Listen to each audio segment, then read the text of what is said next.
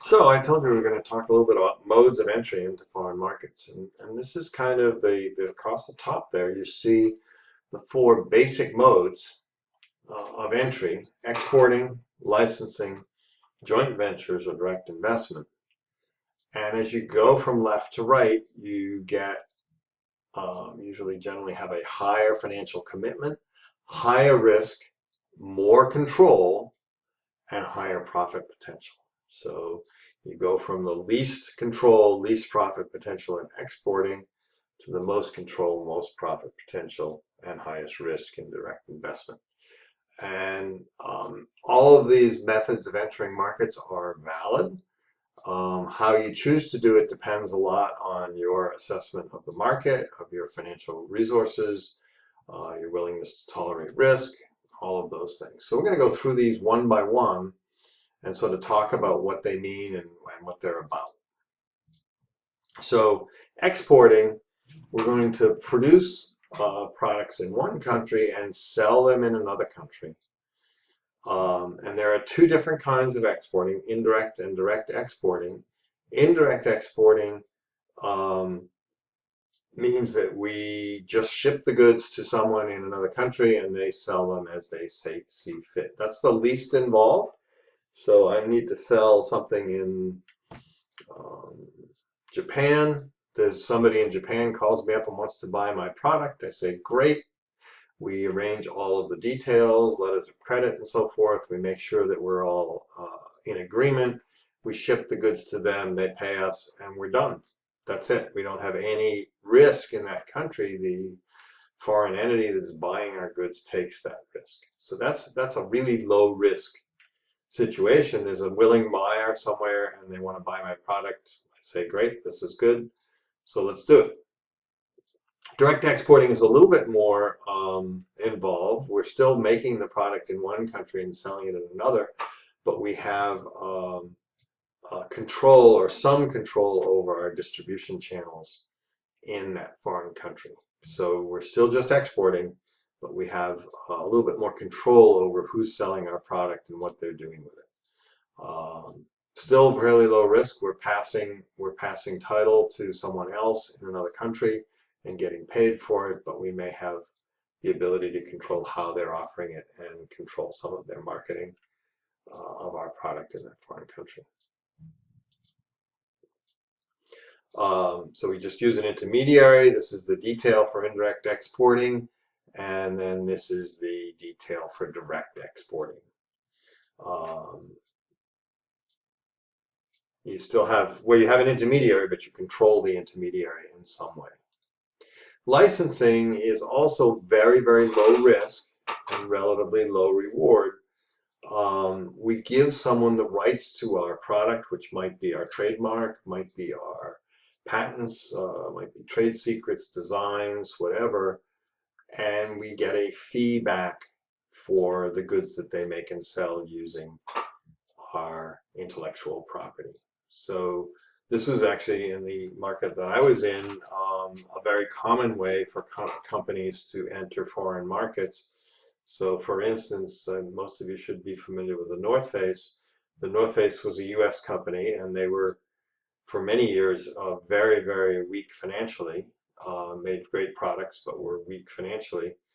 And they entered many foreign markets by just licensing someone to use their brand name in a foreign country. So they didn't buy product from North Face. They bought the right to use the brand name, and then they built their own product and sold it. So in the Japanese market, in the Korean market, and in the Chinese market, that's how North Face entered those markets, as a licensor. So they got royalties. They didn't have to put any money in, and since they were weak financially, that was an easy way for them to earn some money in foreign markets, get their product or their brand name at least into foreign markets. A lot of risk there. The risk of whether the company is going to build product that meets your standards, are they going to hurt your brand name, that sort of thing. So potentially a risky strategy. The advantages, it's low risk financially, it's quick, and it's capital free. And for the person who's paying for the license, they get the brand image and or the information, that provides them with a competitive advantage. Here's the disadvantages though. We don't have much marketing control over the offering. We only get a royalty. We don't get the full profit. We get some percentage royalty. We may well be creating our own competition. And if we have a poor choice, we've got a potential for harming our future brand image. Because products, it's an international world. People travel and they pick up a North Face garment in Japan and it's not well made, then that hurts the image of North Face in the United States. In North Face's case, they had licensed these as they grew and became more financially sound. They wanted to control those licensors, and they ended up having to buy back the licenses for lots of money. They had to pay a lot of money to get the licensees to give up the rights that they'd given them in the licensing agreements. So they bought back and now control their markets in Japan and Korea and China. But it worked for them early on, but then long term it was not a good solution, and they ended up having to do that. Franchisees are another kind of licensing. So when there's a McDonald's in Europe, it's most likely not owned by McDonald's. It's a franchising operation. McDonald's franchises is a way to license, but with a lot more control. So we're not just licensing the McDonald's name, we're signing franchise agreements that require our franchisees to follow certain practices and do certain things. So they have more control, and McDonald's receives a franchise fee and some percentage of sales. So that's also a licensing operation. It can work well. You have to be careful. One classic marketing case study is Pizza Hut, who did a franchise agreement with someone in Thailand for the whole, I believe, for the whole Southeast Asian market, so Thailand, Cambodia, Laos, Vietnam. And that franchisee learned all of the processes that Pizza Hut uses to make their pizzas and run their restaurants efficiently. And then they did it themselves under their own name. So they signed a franchise agreement and essentially violated it, but because it was in a foreign market, Pizza Hut didn't have much control, legal control, to prevent that from happening. So they didn't call themselves Pizza Hut, but they used everything they learned from Pizza Hut being a franchisee to create their own brand. And so Pizza Hut does not exist in Southeast Asia, and there's, I forget what the name of the what they named it, but whatever, they're doing what Pizza Hut does without paying Pizza Hut anything. So that's another risk. That's the maybe creating your own competition risk. Moving on, we go to joint ventures. Joint ventures are very, very common internationally, and actually there are joint ventures domestically as well.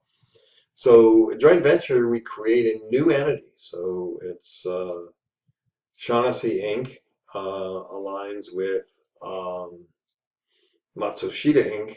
in Japan, and we form a new company called Matsu Shaughnessy or something like that.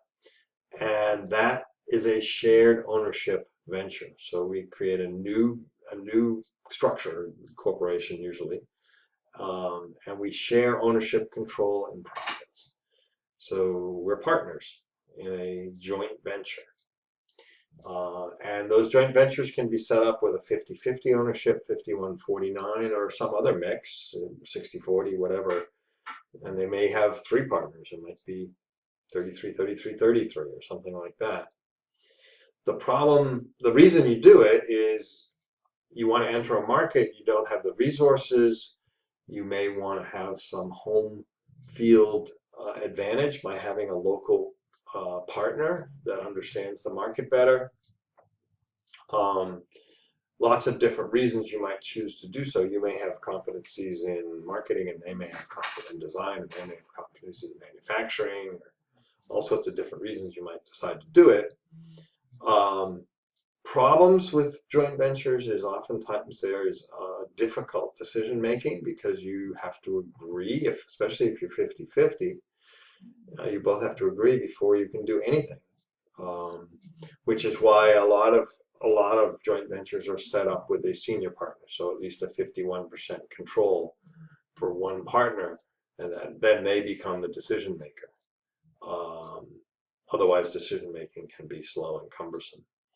Uh, in some countries, China is one, certain kinds of market entry require a joint venture. So you can't go into China and manufacture cars as an independent entity solely owned by a foreign owner. You have to have a joint venture partner. It's a legal requirement in China. It's obviously set up to protect their home markets and to allow for them to develop their own internal auto market. So when General Motors or Ford or Volkswagen go and sell their product in China, they have a Chinese joint venture partner to do that with. And that's obviously a risk for the automakers that they're giving up their technology and their management secrets to a joint venture partner. But if they want to be in that huge Chinese market, they've got no choice. That's what they have to do. So joint ventures are a third way to enter, obviously higher risk than the first two we talked about, but lower risk than the final one, which is direct investment. So here we go and we set up our own foreign subsidiary. We own 100% of it, and we market our product. And the product may be made, we may set up manufacturing there, or we may just be distribution and marketing, but we own it, it's ours, and we don't have any partners. We hire our own employees, we have our own people. They may or may not be, we may send people from our home country there, or we may hire people in the foreign market. So foreign nationals. Either way, it's our people, and we succeed or fail on our own score. So that's direct investment, highest risk, most control, highest potential reward if we succeed. So what you're really trying to do with global marketing strategy is to standardize marketing strategies if possible and customize them if necessary. So we would love to, as a marketer, we'd love to be able to do the same advertising, same branding, same message, same communication worldwide, but we may have to tailor, and we try to do that. We want it as standardized as possible, but we need to customize it to fit the cultures in whatever country we're moving towards. So that's a important part of the strategy. So we'd love to be standardized. Generally doesn't work 100%, so we're going to customize those strategies wherever necessary for specific countries. So we can segment the world, just like we segmented individual markets. We can segment the world. We want to find market segments that behave in the same way, have similar needs and preferences. And some global markets are very international. They really aren't as tied to domestic areas as you might think. So reading from right to the left there, the jet setters, the truly elite customer segment, the super rich, if you will, have the same habits worldwide, and they travel the world. They are international citizens to a great extent. So if we're targeting them, if we're Gucci or other luxury brands, Maserati or whatever, or Ferrari, we're selling to an elite group, and that group has similar behaviors worldwide. There isn't a lot of difference in their behaviors worldwide. So we don't have to be quite as nationalistic or targeted to specific countries when we're dealing with that group. Surprisingly, youth tends to be worldwide to a great extent, not 100%, but to a great extent too. So youth culture kind of permeates the world because of the internet, because of various kinds of media, international media. Youth tends to have similar um, attributes in lots of different markets. And to a certain extent, as the world is globalizing, middle income people seem to have more similar attributes because they've become internationalized too. So some of these things have changed or are changing so that there's less cultural difference between various market segments worldwide. So we can take our product and we can just sell the same offering that we have in one country in other countries. That's called extension. Um, and it works well if our target market is the same in countries and cultures. So if I'm Gucci, I probably have Gucci bags that look the same, Gucci handbags that look the same, whether I'm selling them in Europe, China, or the United States, because I'm selling to this elite market. If I'm selling crackers, I probably have to change my offerings and adapt them to different cultures and needs as I sell my crackers worldwide. So different tastes, different uses for crackers, different times that people eat crackers, all of those things change. So I may have to adapt my crackers. I may have to put more salt in some countries and less salt in others. I may have to have the different kinds of nuts or different kinds of things in my crackers in different places. So I may have to adapt. And sometimes I'm going to have a totally new product to satisfy those needs in countries that I'm going to. So I'm going to either extend my product, keep it the same, adapt it, modify it, or create something new. Those are kind of the three options of entering new markets. And then from a communication, I can extend, I can have identical communication, or I can adapt and have different communication. And the difference might just be different languages, or it could be a different message. So we may have to adapt our communication. Some international marketers market 100% in English, even though they're marketing in countries that don't speak English.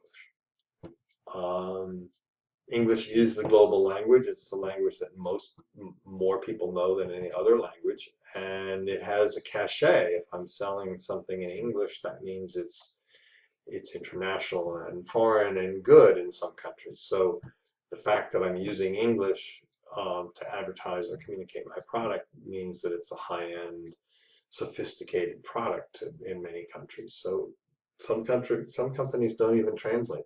They use English. And some, for instance, the European company that I worked with, the French company, used English in most of their communication in Europe because it was the common language across the European Union, the one that most people could speak, even though their native language might be different. So they tended to use English in most of their marketing. Sometimes their English was a little fractured. I used to call it Franglish, but it was they tried to use English anyway. So we may have to extend our communication or adapt. We probably prefer to extend it, but we may have to adapt it. And trying to be totally standardized is hard because you've got trade regulations that may require you to change things. You have ways that channels are structured that are customary in countries. So some countries have distribution channels that are different than the way you may be distributing your product in the United States. And those methods, the way you do it in the US may not work. There may not even be the kind of distributors or retailers that you're used to working with may not exist in the country you're going to. So you may have to work with the customary methods. Japan is famous for having a very restricted channel structure. So everything in Japan goes through 3 levels of distribution. So if you're somebody like a Hannaford or a Walmart where you're trying to distribute directly your own brand, really difficult to do in Japan. The wholesale structure and so forth is very strong. So if you want your product in retail stores, you probably have to go through a wholesaler. You can't sell direct to the retailer. So depends on the custom, depends on the way it's set up, and obviously depends on market size. All of these kinds of things, competition, political issues, tax issues, exchange rates, and legal constraints may affect your pricing strategy. So it's different from selling domestically. You've got lots of other issues going on. And finally, global brands, and there are a number of them, is a brand marketed under the same name in multiple countries with similar marketing programs and positioning worldwide. I mentioned Gucci. Gucci is a global brand. Coca-Cola is a global brand. McDonald's is a global brand. And there's lots more. The brands marketed worldwide with similar marketing programs and similar positioning. So Gucci is an elite brand everywhere. It's not a middle market brand in one place and a high-end brand in another, and their marketing message is the same. It's a luxury product. Something like Coca-Cola is the product itself may vary country to country, and it does. There's more sugar in Coke in some countries than in others, and so forth. But the brand image and brand name and communication is pretty much the same worldwide.